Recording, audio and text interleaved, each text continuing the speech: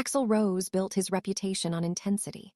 He was loud, unpredictable, and often unstoppable, a frontman who seemed to thrive on chaos rather than fear it.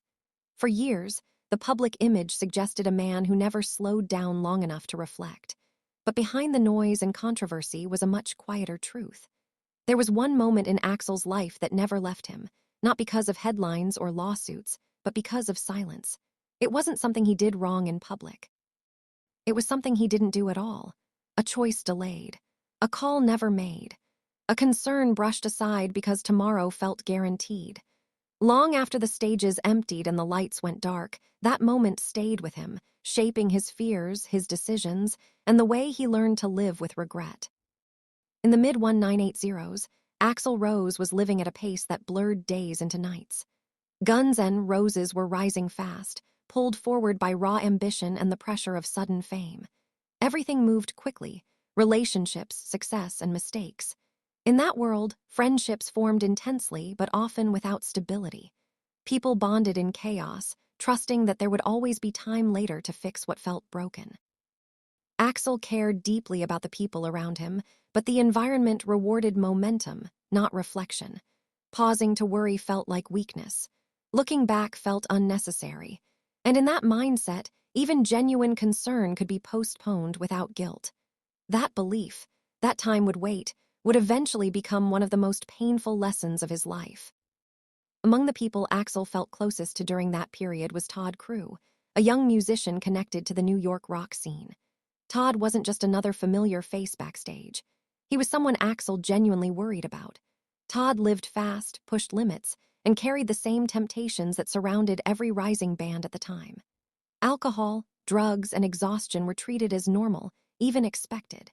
Todd eventually toured alongside Guns N' Roses, working closely with Slash. From the outside, it looked like opportunity.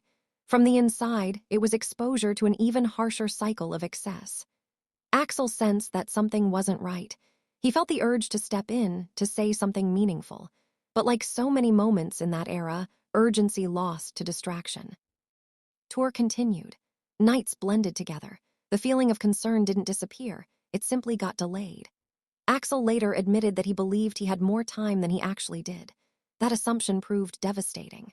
Todd Crew died at just 21 years old after a long stretch of drinking and heroin use in New York. The night ended at a hotel, after hours that spiraled beyond control. What exactly happened remains disputed to this day, with different accounts from those who were present. But the outcome never changed. Todd didn't survive the night. When Axl learned the news, it didn't arrive as public grief or spectacle. It arrived quietly, settling into his conscience with a weight that never lifted. Unlike scandals Axl could confront or critics he could argue with, this loss offered no target. There was no enemy to fight, no stage to reclaim. He didn't believe he caused Todd's death, but he believed he might have prevented it. That belief haunted him. It introduced a new kind of regret, one rooted not in action, but in hesitation. It wasn't loud or dramatic. It lived in the background of his life, shaping how he viewed responsibility and time. While riots and controversies defined his public image, this regret remained deeply private. It followed him silently, influencing how he reacted to pressure long after the moment itself had passed. The night Todd died didn't end when the sun rose. Conflicting stories emerged almost immediately. Some accounts claimed attempts were made to help. Others suggested warning signs were ignored. Responsibility blurred as fear and confusion took over. Axl wasn't physically there, but absence didn't shield him from consequence. He internalized the loss not as blame, but as an unresolved question. What if he had trusted his instinct? He had recognized danger. He had felt concern. And yet, he waited. That waiting became the core of his regret. Unlike career setbacks, this was not something time could soften. There was no resolution waiting in the future. Todd was gone forever. Todd's death became part of a larger pattern in Axl's life. Fame didn't bring comfort, it amplified isolation. The more successful Guns N' Roses became, the more guarded Axl grew. Crowds made him uneasy. Stability felt fragile. His instinct wasn't celebration but control. He surrounded himself with protection, physically and emotionally, living in constant alertness. The pressure eventually turned inward. In the late 1980s, Axl reached a breaking point, later admitting he came dangerously close to destroying himself. This wasn't reckless fun, it was collapse. Hospitalized and shaken, he realized how easily he could have become the next name on the list.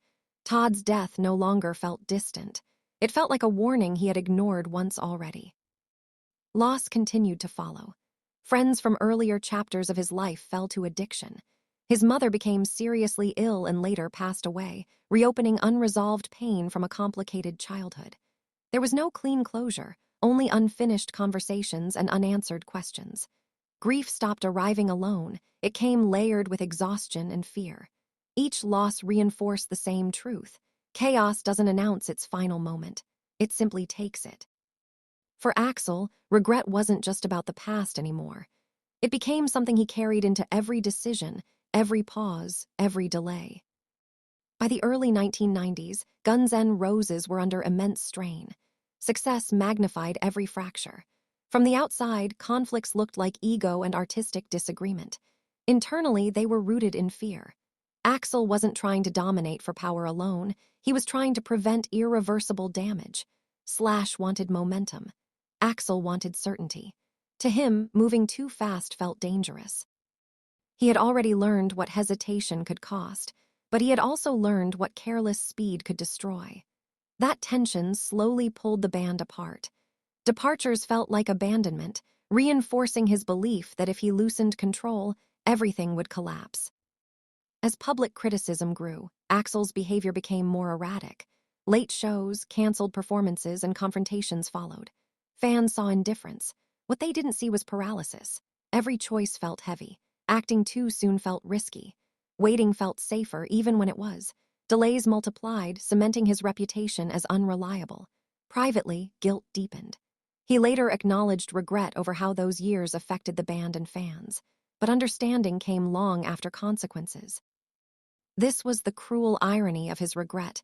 It didn't make him more flexible. It made him rigid. That rigidity defined the long creation of Chinese democracy. What began as reinvention slowly became a psychological burden. Axl had learned that once something entered the world, it couldn't be taken back. That belief controlled every studio decision. Songs were rewritten endlessly. Musicians rotated in and out. Years passed. To outsiders, it looked like obsession. Inside, it was fear, fear of waiting too long and fear of moving too fast.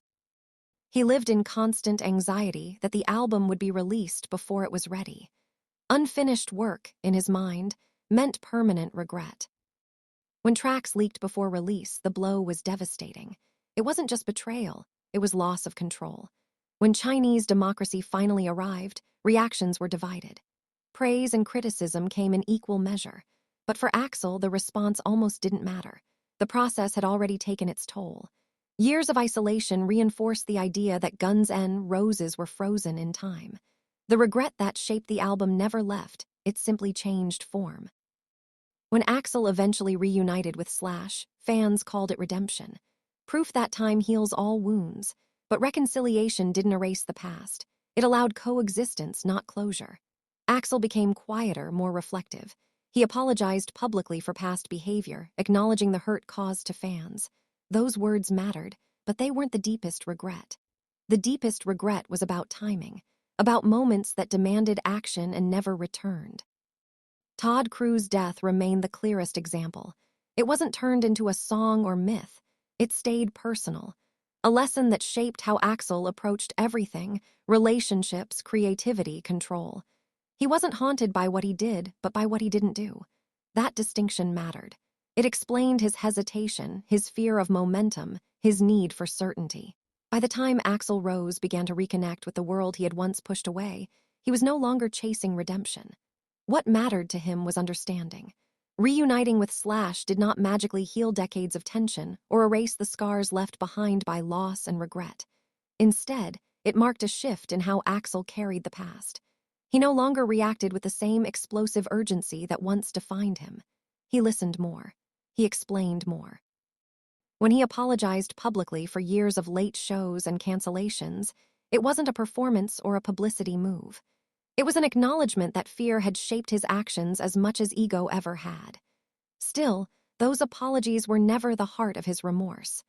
The deepest regret remained untouched by fame, forgiveness, or reunion. At the center of that regret was a lesson that never stopped echoing: timing matters. Axl had learned that some moments demand action, and hesitation can leave wounds that never close.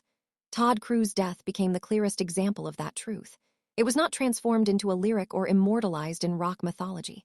It stayed private, personal, and unresolved.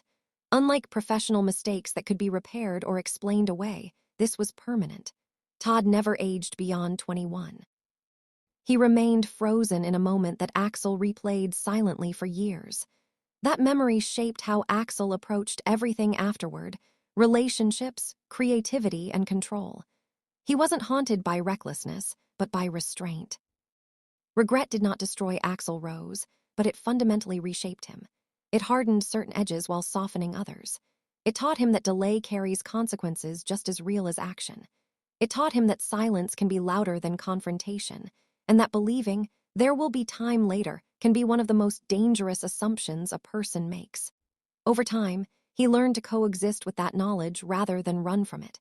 The past could not be undone, but it could be understood.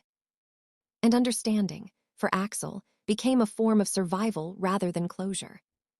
Today, when Axl Rose steps onto a stage, the performance carries a different weight. The anger that once fueled his presence has been replaced by something quieter and heavier. There is less explosion, less urgency to prove himself, and more awareness of what it means simply to still be here. He performs not as someone chasing validation, but as someone who has seen how quickly everything can disappear. The past follows him, but it no longer controls every move.